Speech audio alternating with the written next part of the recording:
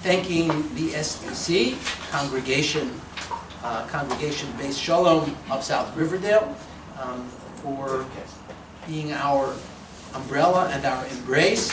Further, I would like to remember this time, I already thanked Rina V for her everything that she does, the organization, the sheets, basically if not for her, I'd be talking to myself, in a phone booth.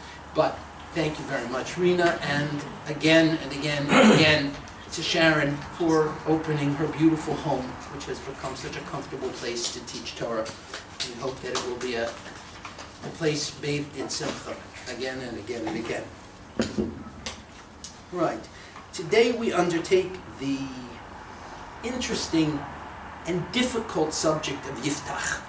Yiftach moves us along in the book of Judges. He's a kind of a transitional figure from what we might call the hero judges to the flawed judges, particularly Shimshon.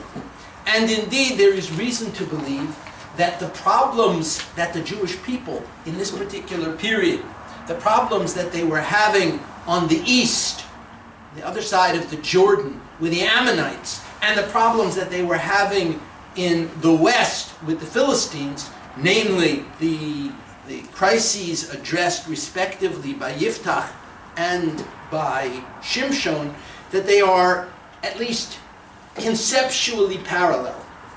They both represent things befalling the Jews because the Jews fell down in their fidelity to God. Now, what is remarkable about Sefer Yiftach, the story of Yiftach, aka Jephthah in the King James, which is a very nice name for a kid, I guess. You don't see too many of those around.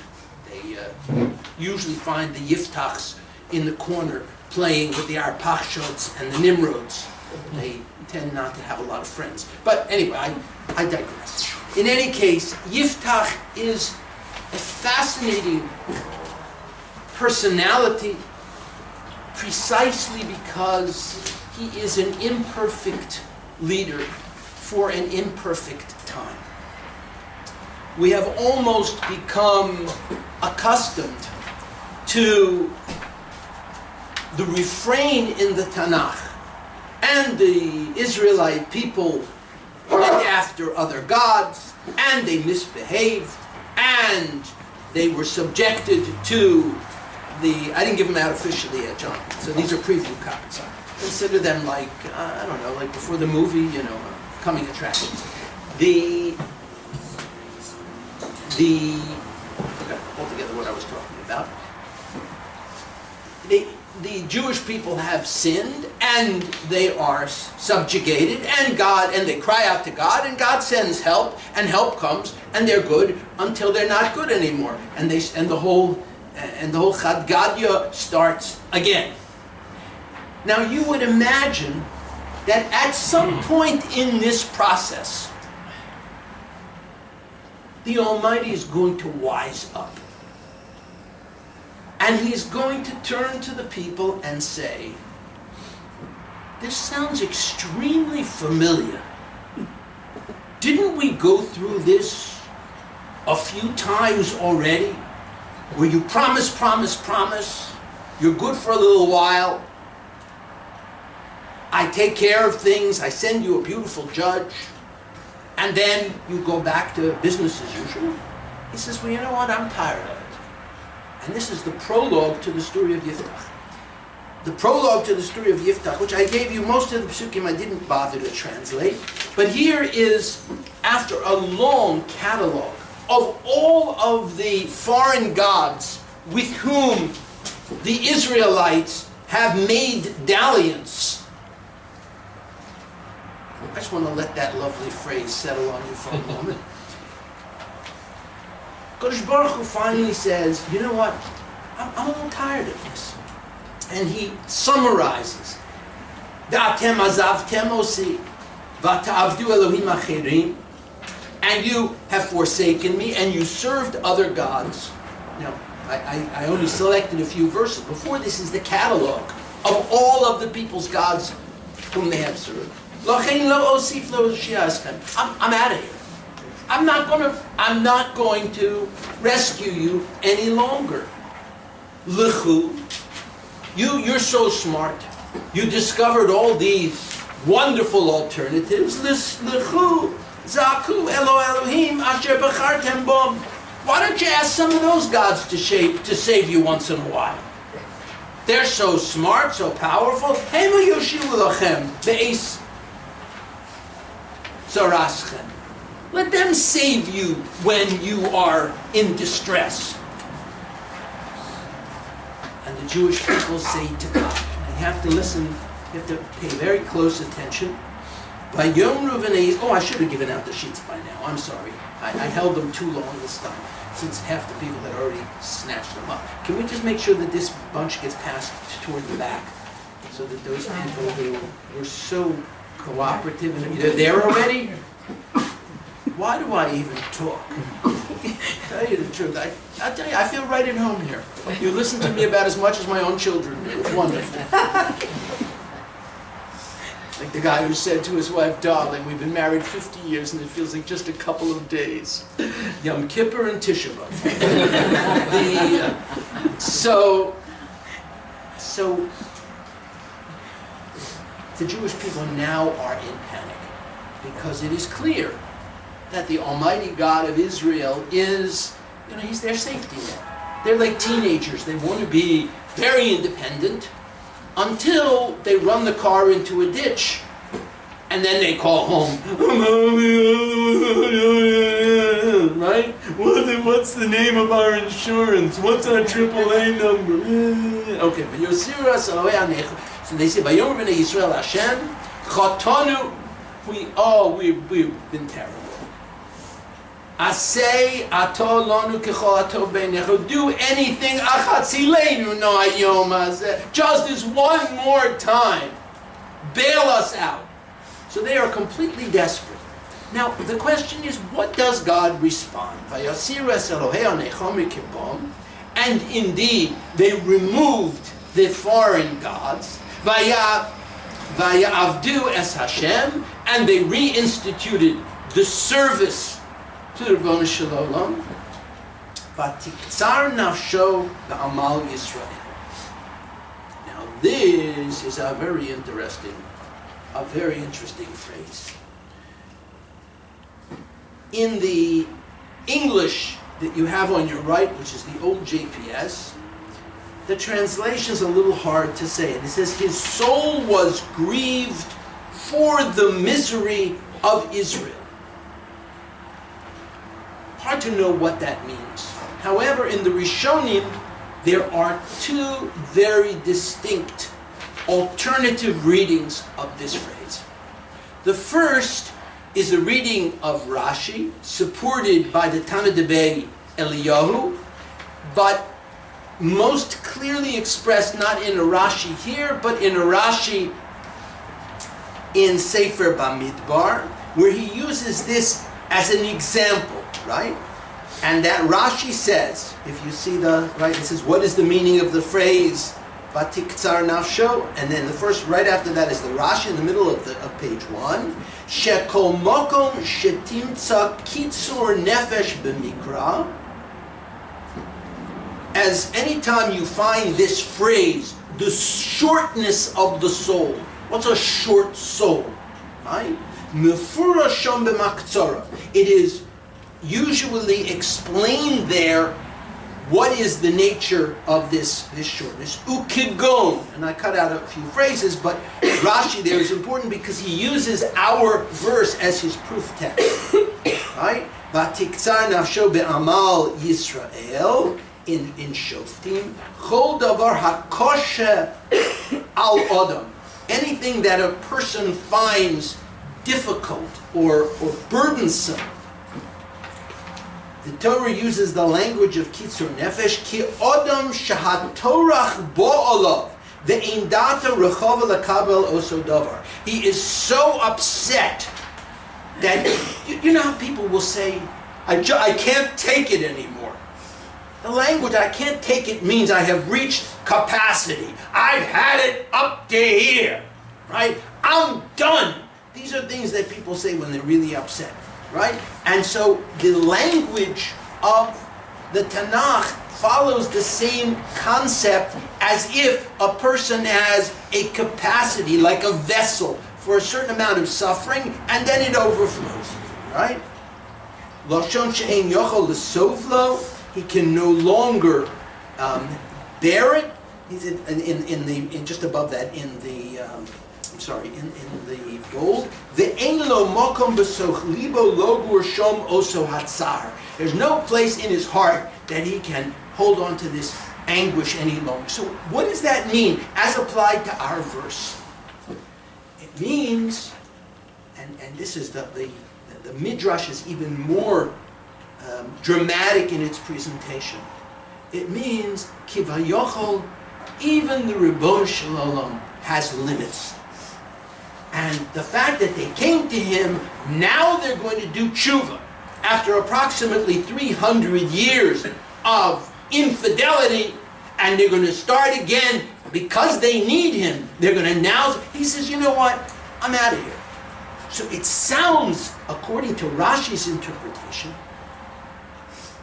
that for the first time, it's as if the Ribbon Shalom has said to the Israelites, you know what, kids, you're on your own.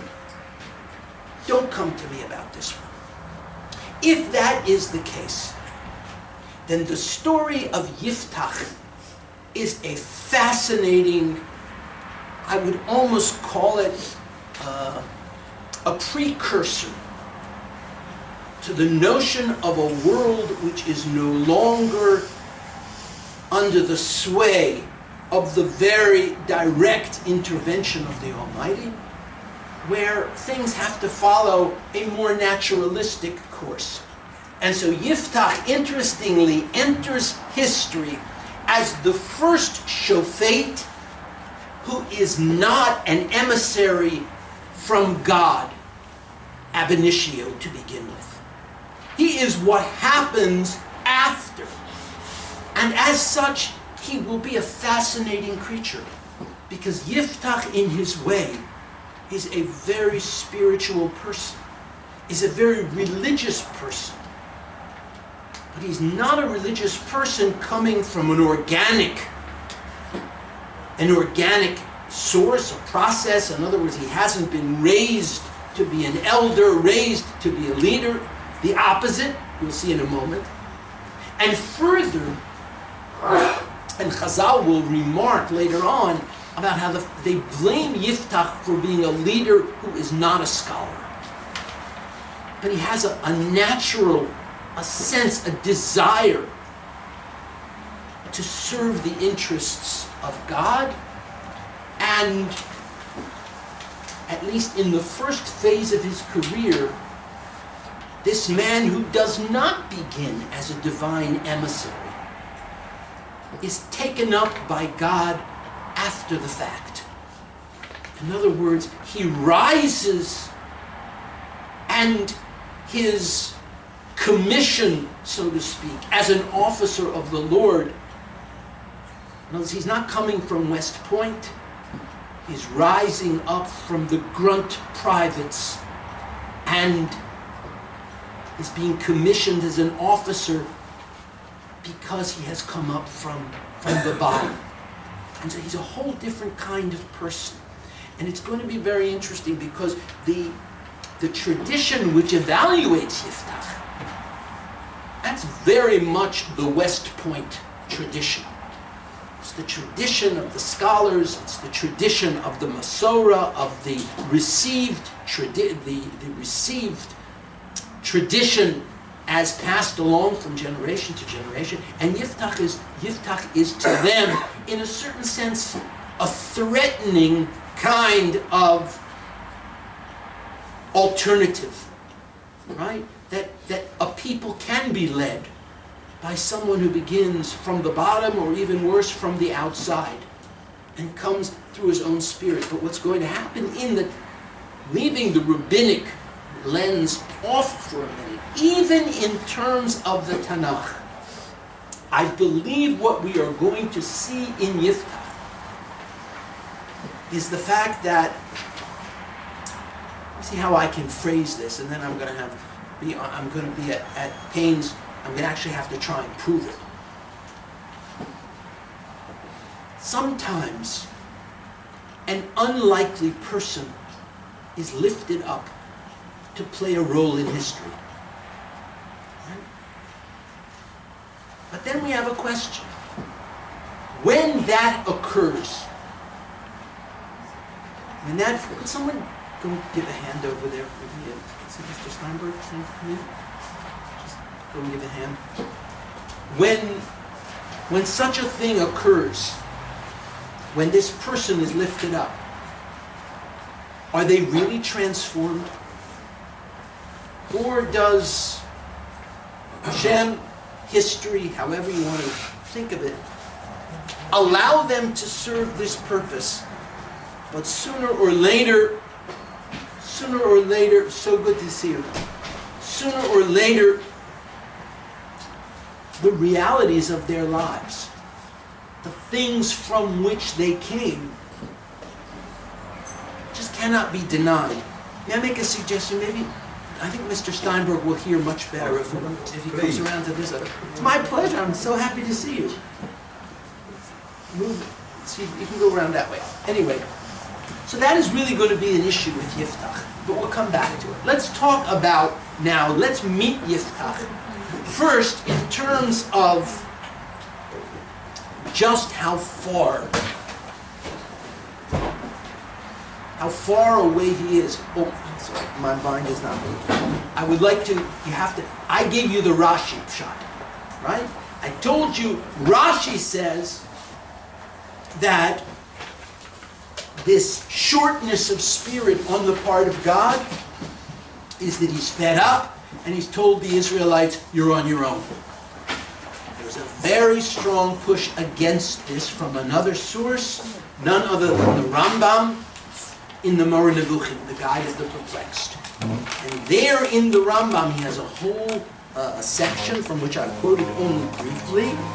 He tells us the notion of Tiktzar Nafsho means Lefizel Inyan Yapeh Tiktzar Nafsho B'Kol Yisrael Posak Ritzono Me'anos Yisrael, as if to say God no longer had the heart to afflict Israel.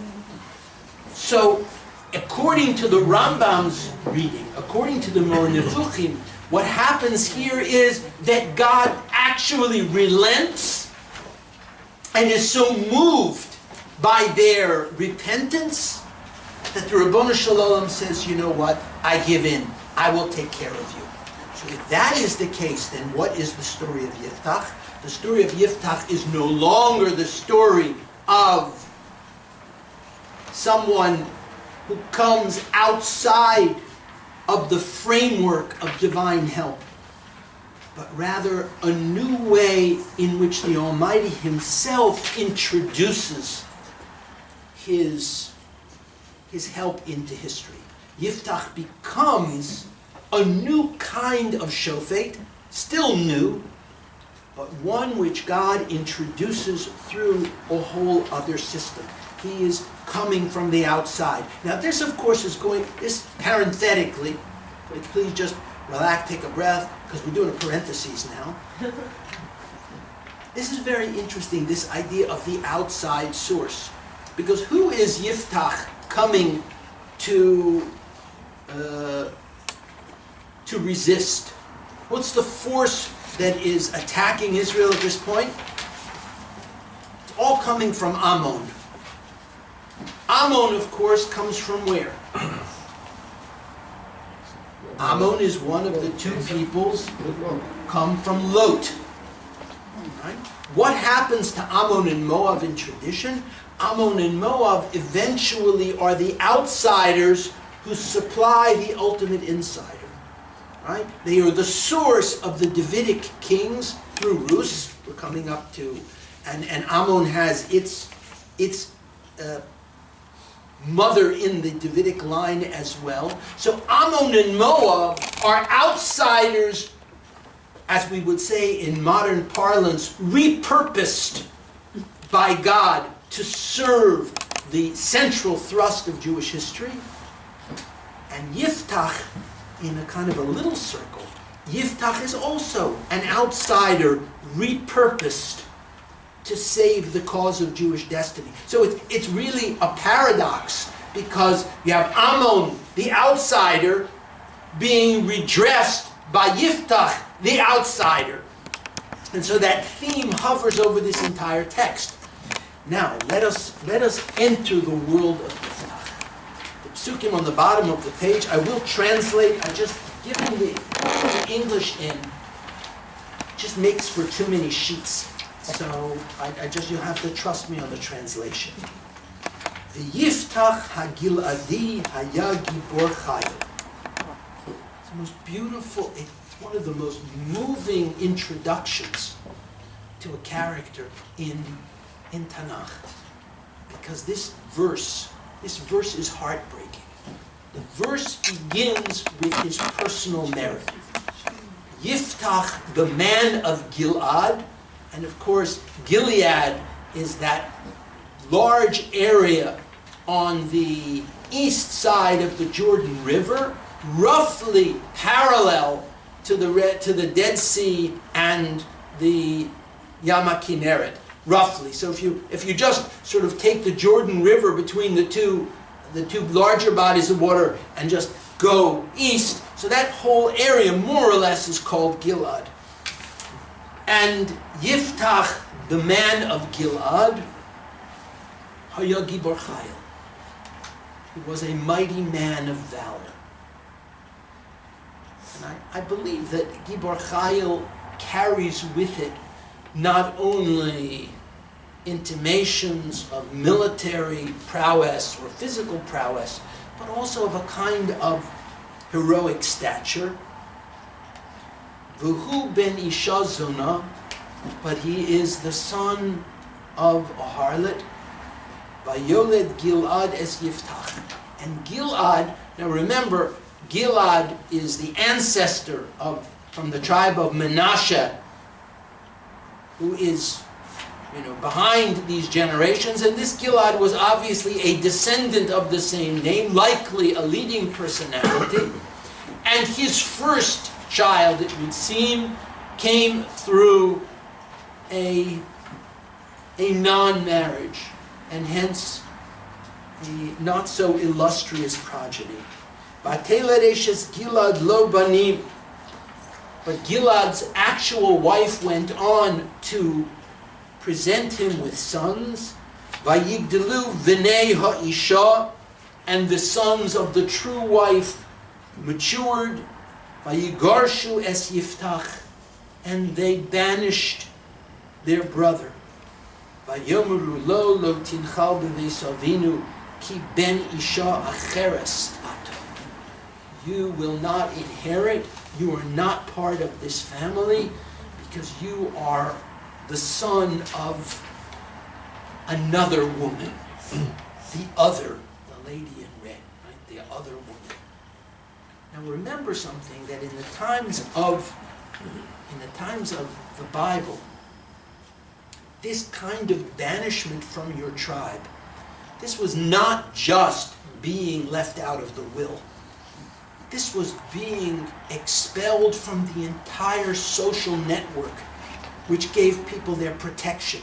The whole concept, for example, of Goel Hadam, the person who will redeem you if someone murders you, who will come for revenge. All of this, it's like losing all your insurance and your income and your place in the world all at once. So in a time when everyone, and by the way, this is one of the most interesting, this is something I happened to focus on this semester when they talked to us about multiculturalism, that there are many cultures in which one's group identity is actually more important than one's individual identity. And that tension is felt very much in Yiftach, because he is a Gibor Chayil, and yet he is left with only his individual identity. His membership in his clan, in his tribe, is suspended and he's spit out. And in that culture, it is a terrible thing. And the interpreters of the Tanakh tell us that if a person was part of an agricultural society, they could be thrown out and they would be sometimes picked up by a nomadic, by a Bedouin kind of society. But the Bedouins were also very proud and kept their lineage. And so you would never be an insider there either. They might offer you hospitality. But I mean, how much goat milk can you drink? You know what I'm saying? But you never have a place. And so what happens to Yiftach?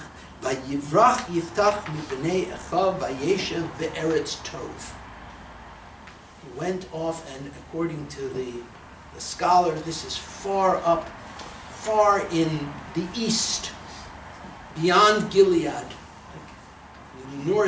northeast, approaching the desert. But they call it Eretz Tov. What a sad commentary. I mean, I imagine the modern equivalent of Eretz Tov as some kind of a lonely house in the desert in Arizona. And you walk in and there are strobe lights and all of these accoutrements of kitsch elegance to try to cheer you up over the fact that you're in the land of nowhere.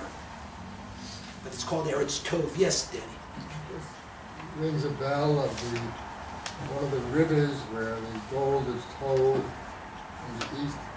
The 4 rivers that go out of Eden. Yeah, and that's also in the east.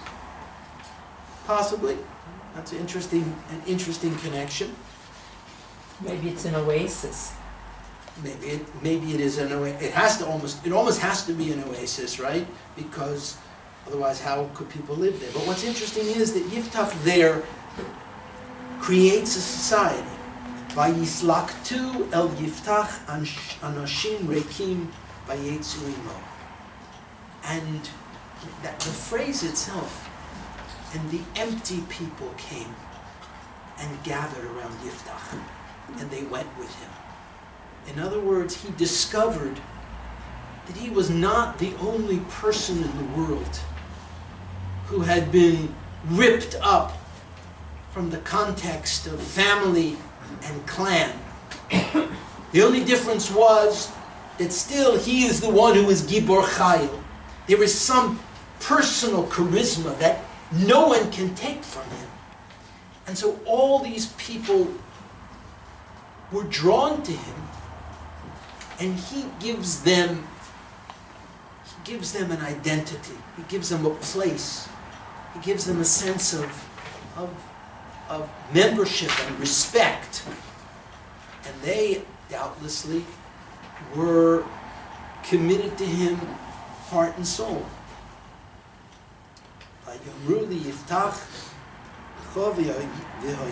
Now I'm skipping, you notice I went from a gimel to a vav. That is not because I don't know the Hebrew alphabet. That's because I know the limits of a page of print. So what happens? So they all of a sudden realize what happens in the verses between. Ammon threatens the Israelites, particularly in that east of the Jordan region. Great pressure from the Ammonites. We'll come back to what they do in the world. They put them under great pressure, and all of a sudden the Israelites in that area, the people of Manasseh, realize that they have no leadership. And they come to Yiftach and they say, how would you like to lead the defense forces? And he says to them, thank you very much. You finally remembered where I live. And he offers that. They offer him the katzin. A katzin means a military officer. Vayomer Yiftach leziknei Gilad. And he says to these elders, Halo atem senei semosi vatigarshuni mi beis avi. You hated me and you banished me from my own father's house. Umadua bosam elai ato kasher tsar lochem. And now you're coming to me when you're in trouble. Celestial, wonderful question. let your mind float a little bit. Does this sound familiar to you? Let me give you a hint. You don't need long-term memory. Thank you very much. I can always count those.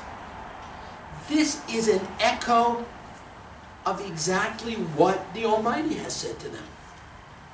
When you're in trouble, you remember where I am. But before that, you banished me. And so we see Yiftach is, in a sense, participating in a certain kind of prophecy. What kind of prophecy is that? Perhaps exampled by the prophet Hosea, where things going on in his life are actually symbolic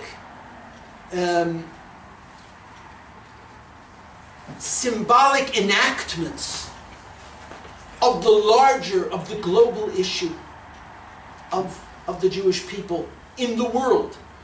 So they are now, these are the people who have come to God, whom they have banished, and pleaded with Him to defend them from Ammon. And we are, as we say, between Rashi and the Rambam, we're leaving open the question of what God's answer was. And they find themselves now going to a human being with whom they have exactly the same kind of relationship. Need forcing them to revisit rejection. And he gives them an interesting answer by Yom Ruzik, Gilad El Yiftach. And they say to him, okay, if you will lead us in this fight, that we will make you not only the katzin, which is only the military leader, we will actually make you the chief of all of the people of Gilad. So they're offering him finally, grudgingly, status. But let's just continue our parallel.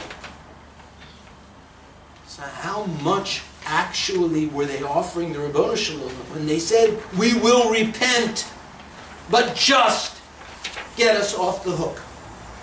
It's again the same transactional response. One that is saying, we don't want you back as our brother. We don't want to heal the wounds that we inflicted. You tell us what you want. We'll give it to you if you give us what we want. That's exactly what they said to HaKadosh Baruch Hu, which is why this whole parsha there's something flawed in it. The core issues are never addressed. Why? I'll show you something. I'll explain to you a wonderful thing. You wouldn't even believe it. What is going to be interesting is that the war with Ammon takes 2 or 3 verses. The whole thing, the whole war. Yiftach gets about pieces of 3 full prakim in Sefer Shoftim. And of all of that, the only psukim that address the war of Ammon is those 3. The actual fight. If you're asking the Zakenim, these so-called leaders, what is the greatest problem facing our community today? You know, they probably have a Friday night forum about it. And they go, undoubtedly the greatest problem facing our community is the Ammonite threat. We have to deal with the Ammonite threat. The Ammonite threat folds like a cheap suit. 3 psukim. So what's the rest of it about? The rest of it is about the questions that they don't really want to ask. The issues that they don't want to address. And these will be again not addressed in a certain sense under Shimshon, but that's for later discussion. So what happens with Yiftach? So Yiftach, they make him the Rosh. They make him the Rosh only for one reason, because that's the only way to get him to be the Katzin. It's the only way to get him to suit up and go and take care of the Ammonite problem.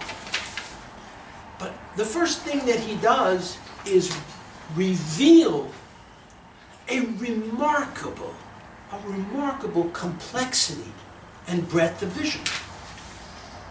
Why? First he says, "Vayishlach Yiftach malachim el melech b'nei Amon lemor mali v'loch ki vasa elai l'hilachim ba'artzi." He is speaking on behalf, my land. He's speaking and he says to the king of Ammon, "What's this all about? Can't we settle this like gentlemen?" So the first thing that Yiftach, who is brought in, he's basically brought in as a hitman. I mean, let's be honest. He brought in, go beat that guy up. He doesn't do that. He also demonstrates that he is much more than a katzin, and much more truly a rosh, because he presents the case of the Israelites in Gilead with statesmanship and with learning, with great learning. Because the king of Ammon comes back to him, he says, "If you just do me a great big favor, evacuate my land." Now here we have to take a step back for a moment and go back to a little bit of history. When the Jewish people wanted to walk through Moab, they were turned away, what was then Moab. Now on this east side of the Jordan River, you have a number of different players. You have those cousin tribes, Ammon and Moab, descendants of Lot. However, before the Israelites came from Egypt, Sichon and Og, the great Amorite kings, had been active in the region, and they had actually pushed Ammon back, reduced Ammon to a strip of land, and pushed Moab down further to the south, so that Ammon and Moab used to have a share of boundary. They were more or less pushed one to the east and one to the south, and the large area, most of the area of the Gilad, which we are describing, certainly from the Jordan over toward the middle, was occupied by the Amorites. When the Israelites came in, and shockingly, I mean, no one was more surprised than the Bnei Israel when Sichon and Og went and came down. No one was more shocked. I was like, "Did you see that? I don't know, was you watching? Did you see that? I think they're gone. I think we beat them up. I think we just won." No one could believe it. So Ammon and Moab, all of a sudden, they remembered that we were related. And so there festers for centuries this notion, okay, thanks for taking care of those bullies who were holding our land, we'll take it back now. But what's interesting is that Ammon comes to Yiftach this time, and it is if Ammon himself, the king of Ammon, knows this guy is Gor Amoritz. They brought him in from, it's like some kind of trailer trash. I don't know where they bring this guy from. He doesn't know anything. So he makes a claim that he wants back the whole Gilad. What Yiftach proceeds to do is to give him an articulate lesson in history. And he says to him, "Excuse me, sir, this is how we happen to come into this land, because God gave it to us from Sichon and Og. And furthermore, the land that you're not claiming, even if we gave you back everything that you had before, what you're asking for is even more. You want land back that you never occupied." See, he thought he could pull something over. And Yiftach, when he responds to him, is so sharp. He says, "V'ata Hashem Elokei Yisrael." I'm on page 2. If you want to look in the That's the second pasuk. V'ata Hashem Elokei Yisrael b'rish es ha'amori mipnei amo Yisrael v'ata tirshenu. God has vanquished the Amorites, and you're going to inherit it? We think we were doing this for you? Which is a very interesting, when you think about it, there's a wonderful irony here.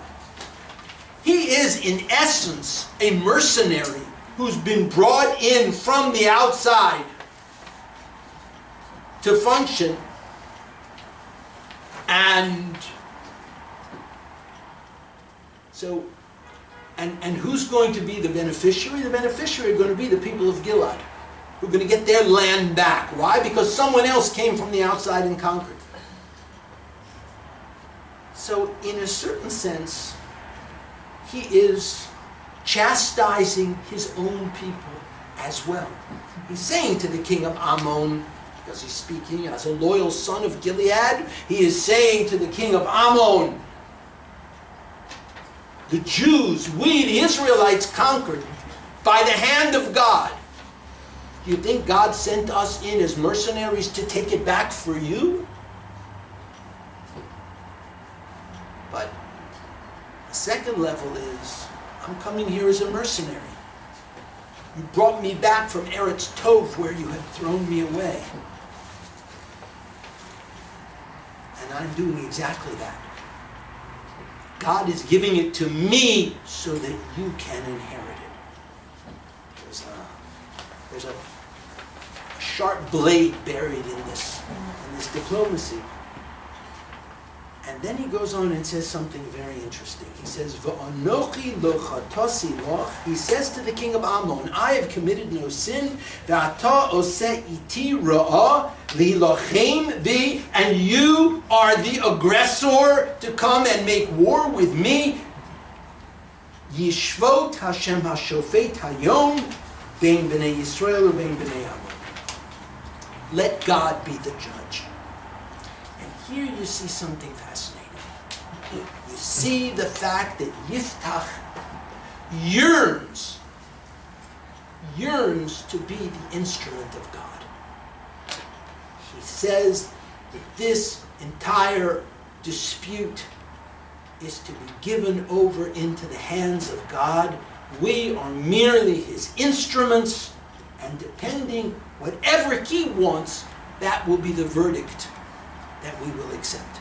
So there are those who ask, why does Yiftach bother? Now I cut it down for you, but there's a long series of psukim. Why does Yiftach give this historical treatise to the king of Ammon? It reminds you a little bit about that section in Moby Dick where he gives you an entire section about the whales of the world. It's the strangest, one of the strangest passages in all of literature, where Melville pauses and gives you a field guide, at least to the whales of New England, as if he's shifting out of the genre. And here Yiftach, but does he really think that the king of Ammon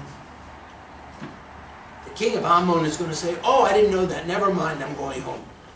Ammon was an opportunist. He saw the chance to come in and grab up his land because of weakness and vulnerability. Does he really think he gets this college lecture in the mail? He says, what am I doing, an online degree? What is this? You're sending me a history of the region? But as we pointed out with that Duyvil Cong,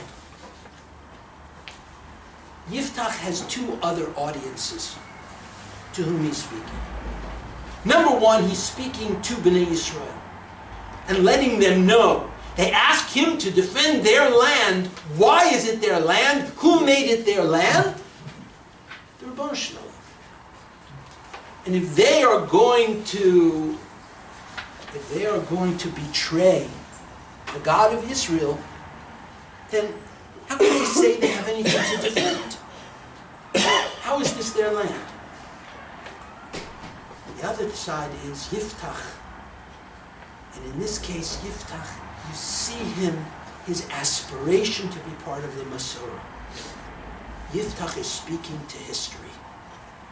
Yiftach is saying, let there never be a doubt as to the nature of the claim of the Jewish people on the land east of the Jordan, and here is its etiology.